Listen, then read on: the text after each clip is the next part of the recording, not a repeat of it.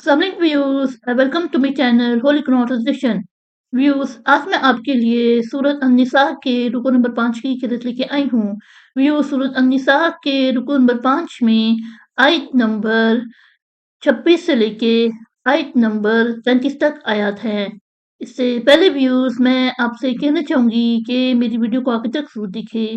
اگر آپ کو پسند آئے تو اس کو لائک کر لیں، اس کو دوسرے کے ساتھ شیئر کر لیں اور سبسکرائب کر لیں، اور سامنے لگے بیل کے آئکن کو کلک کر لیں تاکہ آنے والے وقتوں میں آپ کو میری ویڈیو کا نوٹیفیکیشن سب سے پہلے ملتا رہے۔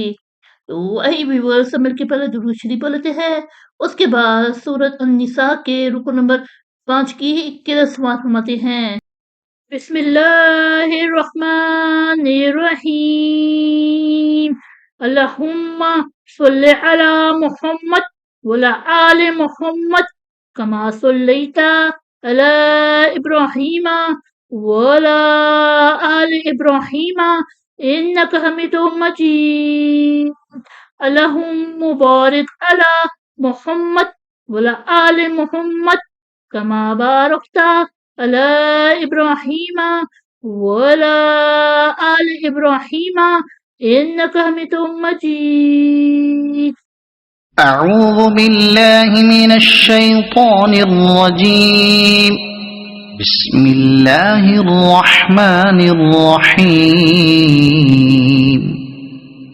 يريد الله ليبين لكم ويهديكم سنن الذين من قبلكم ويتوب عليكم والله عليم حكيم۔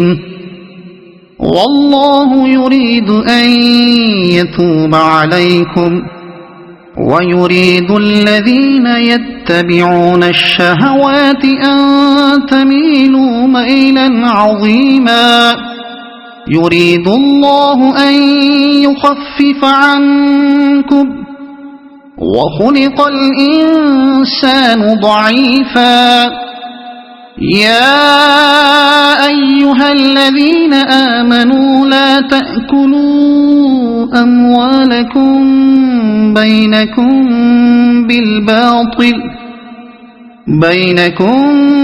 بالباطل إلا أن تكون تجارة عن تراض منكم، ولا تقتلوا أنفسكم إن الله كان بكم رحيما،